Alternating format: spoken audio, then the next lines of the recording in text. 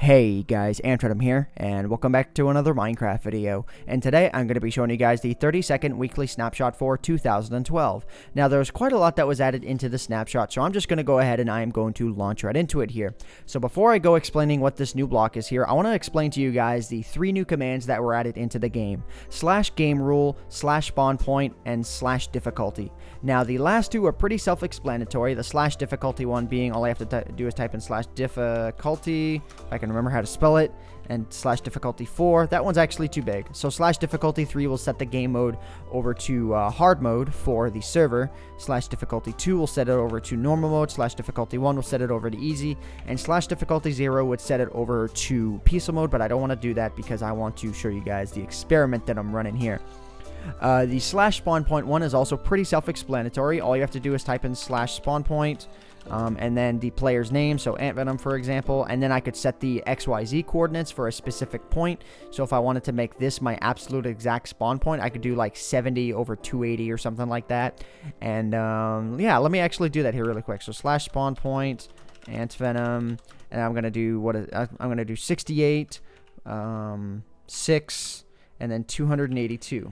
So that will set my spawn point over to here, so if I die, I will spawn right back in this exact spot. Now, the last one is a little less self-explanatory, which is game rule. Now, game rule allows you to change up certain aspects about the map that you're playing in, and this works very well for something like an adventure map, but it does have its uses in, you know, regular gameplay.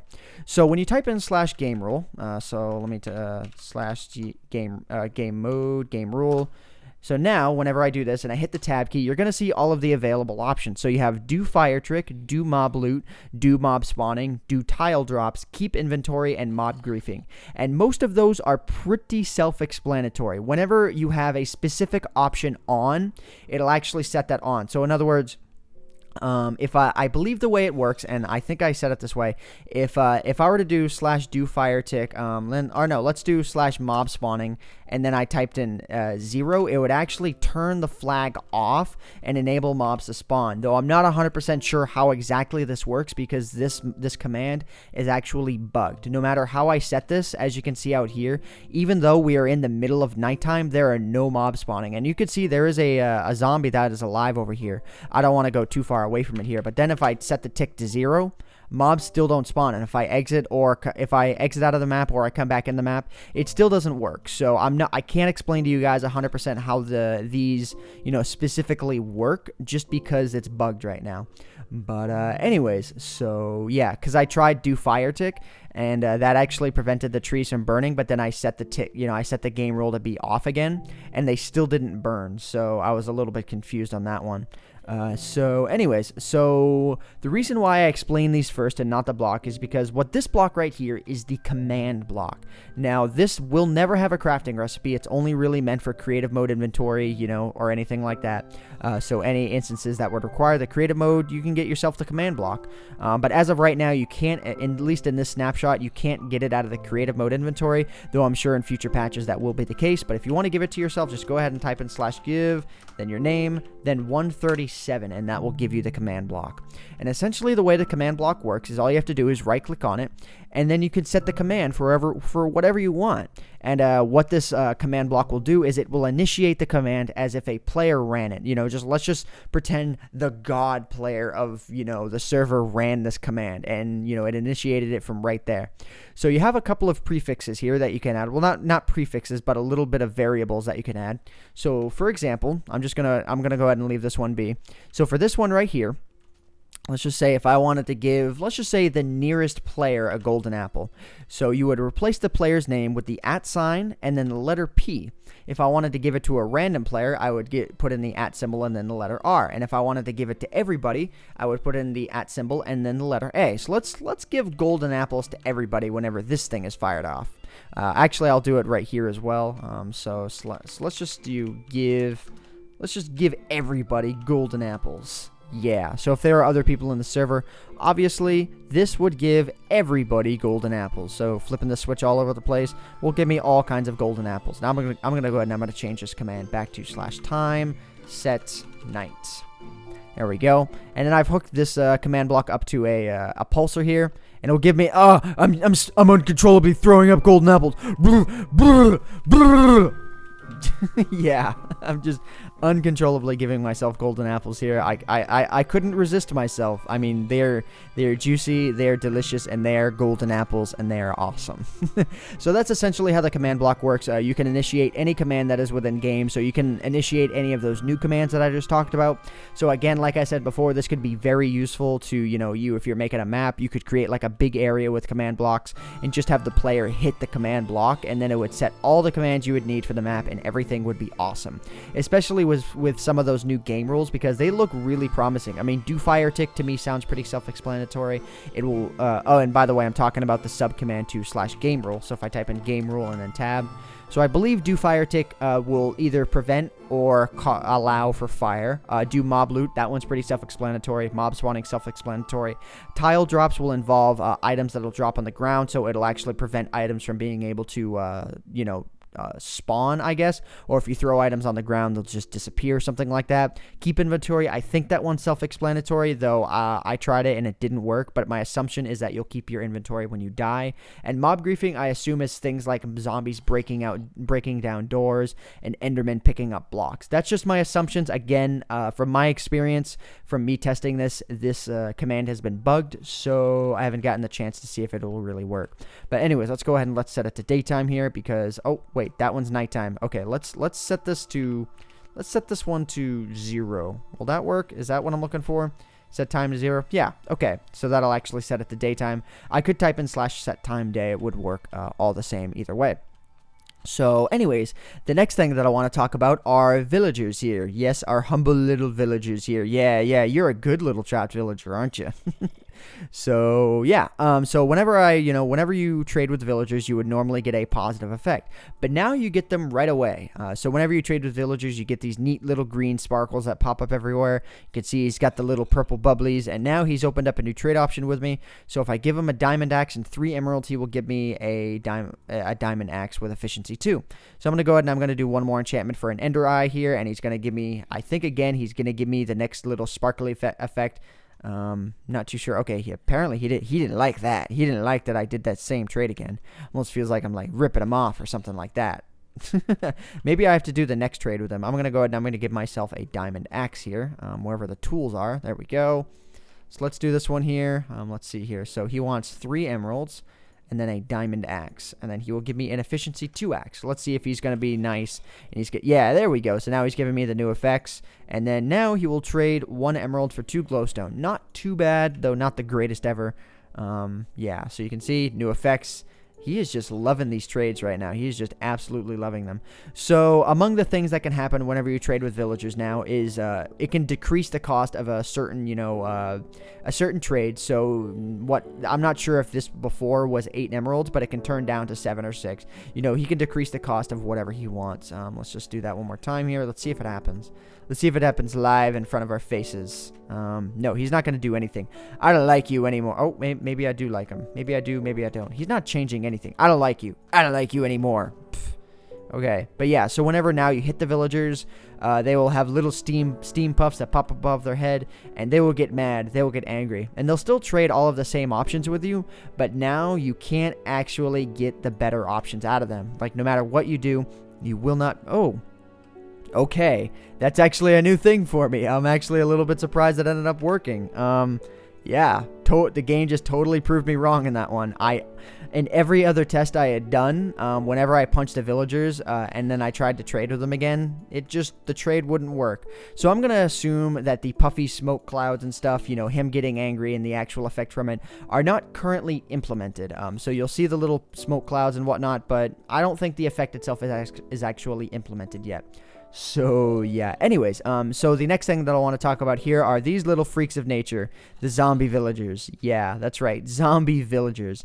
So these guys now can naturally spawn throughout the world. Whenever zombies run rampant through a village here and they go attacking the villagers that are here, if they get to the point where they're going to kill them, there's a chance that the villagers themselves will turn into zombie villagers. Yeah. Though they can be cured again, if you, I believe let me see here, if you throw a splash potion of weakness at them, So I'm actually going to do that as a test on this guy. If you throw the splash potion of weakness on them, so they have the little weakness effect, and then you do use a tier 1 golden apple on them. It says tier 1, but it doesn't seem like it really wants to work. It kind of looks like it does, because you can see the little red effect that he's got going on there. And you can kind of see he's like shaking all over the place. I'm not sure if he's like scared or what's going on. But after a couple of minutes, the zombie villagers will turn back in. Well, the zombie villager that you use that combination on will eventually turn back into villagers. So we'll come back here in a little bit and see if he has turned into a regular villager again. So anyways, so the villagers, like I said before, they have a chance of turning into zombies after being attacked. They can naturally spawn. They're cured after that combination. And zombies, skeletons, and zombie pigmen now have equipment whenever they naturally spawn. So that's something to look forward to. Though unfortunately right now, because like I said before with the commands, I ran the mob spawning command, and unfortunately it's glitched right now. So if I were to turn it to nighttime and expect zombies and stuff like that to spawn, they would not spawn, though thankfully they will spawn whenever I use the eggs here. So I'm going to go ahead and I'm going to set it to nighttime, and I'm going to let these guys run rampant. I'm going to set difficulty to 3. There we go. Yeah, we're gonna have ourselves some fun here. Yes. Okay, I'm just going to let these guys do their thing. They're just going to run rampant through the village. And then I'm going to explain a couple of new things here. So, yeah, these villagers, these guys are done. Oh, God. These guys are going to... Oh, I thought they were going to ruin my experiment there. Oh, man. Maybe I should, like, seal up this hole so they can't... Yeah, I'm going to make it so they can't get at this zombie villager here. Because I need this experiment to work. Oh, God. Oh, God. What is going on here? Okay, yeah, anyways, so I'm going to go ahead and I'm going to explain the new block here. So what I hold in my hand is the beacon block, and as of right now, it does not actually have a recipe, but I believe you can get it out of the miscellaneous tab in the creative mode inventory. So yeah, you can get it out of right here. It's just labeled as work in progress, but it is functional enough to show off. And whenever you place them on top of pyramids that are created like this, and I believe that the combination has to be 9 by 9, you can place them on top of smaller pyramids, but you won't get as good of effects. And you also want the pyramid to be completely whole, so this works with, like, I think it's like 128 blocks or something like that. But anyways, so all I have to do here is create a pyramid just like this, and that will send a beacon up into the sky, and you will get tons of awesome effects. Though if I place it down on the ground just naturally like this, I still can get some effects. Or actually, I can't get any effects like this, but as you can see here, if I were to place, let's just go 3 by 3 here. Let's do this, 3 by 3, and then do that. So now you can see I will get some very, very minor effects. And you can see it's a little bit glitchy whenever I go into it now. But now, if I go ahead and I set the haste effect here, and then I go out, and then if I open up my inventory here, well, I think it actually takes a little bit to activate. Let's see here. Oh, I also have to feed this like an emerald or a diamond or gold or something like that to activate the effect. And now I have a haste effect. So as you can see here, I have the haste effect. I'm not 100% sure what the haste effect does. I think it involves running. I'm not sure if I'm running any faster here, but let's just go ahead and let's take a look at some of the maximum effects. So as you can see here on the primary power area, you can see what the different requirements of pyramid are that is required. So I'm going to go ahead, since you can give yourself 1 primary power and 1 secondary power, I'm going to give myself the, let's just do the jump boost effect since that one's visible, and I'm going to give myself the jump boost 2 effect.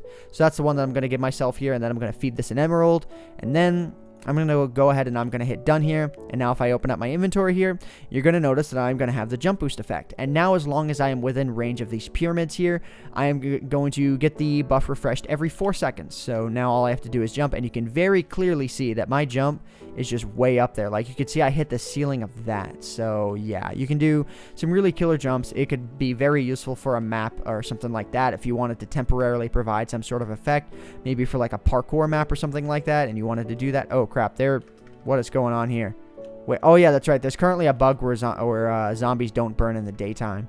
Just thought I'd let you guys know that, so you guys weren't wondering why, zombies weren't burning in the daytime or something like that. Yeah, they just simply don't burn in the daytime right now. So yeah, the beacon block will give you all kinds of effects that as long as you are within range of them, then you will get the effect. And I found that the effect will drop out right about here. Yeah, see, as you can see, the effect itself is going away, and if I move myself a little bit closer, then I believe the buff itself will get refreshed here. I'm not sure how close I have to move in order for the... Yeah, see, there you go. So you can see the jump boost 2 thing started up all over again. So yeah, really cool. So also, if you want to give yourself the block itself, you can just type in /give yourself 138, and that will give yourself the work in progress. So anyways, that pretty much covers it as far as the main things go. Oh, and it looks like, as you can see here, wow, okay, I guess zombies felt like attacking that villager. But as you can see here, our little experiment from earlier has turned back into a normal villager. You know, I honestly think they should give you some absolutely insane trades if you do something like that. Like, seriously.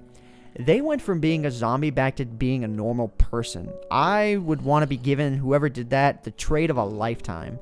Like 1 cooked fish for 5 emerald. That would be awesome, in my opinion. Actually, that might break the game a little bit, but honestly, I think that would be pretty awesome. So some of the, you know, much smaller things that, you know, I can't really show off that well, but some things that I wanted to show off is, like I said before, when players are in range of this, you get the effect every 4 seconds. Oh, there is a potion of night vision that is visible within the creative mode inventory. So I'm going to go ahead and I'm going to set it to nighttime here.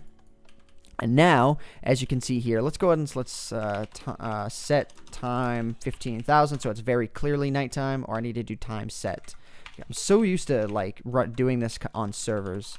So there we go. So now it's pure nighttime, but if we splash ourselves with the nighttime potion, all of the blocks that are all around us are lit up, and as you can see, the skyline is actually lit up quite well. It gives a really cool effect to nighttime as well. I kind of like it. I'm going to go ahead and I'm going to drink the milk here so I can get rid of the potion effect, because I don't want to keep that on forever.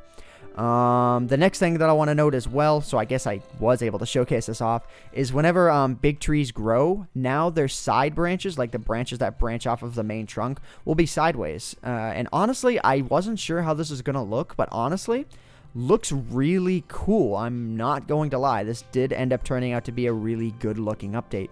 And whenever zombies attack you now, if they have like a weapon in hand, you'll actually see the animation of them attacking you. They won't just be running into you or anything like that. And like I said, unfortunately, I can't demo that because hostile mobs are not naturally spawning because of the bug with the new game, you know, with the new game rule commands.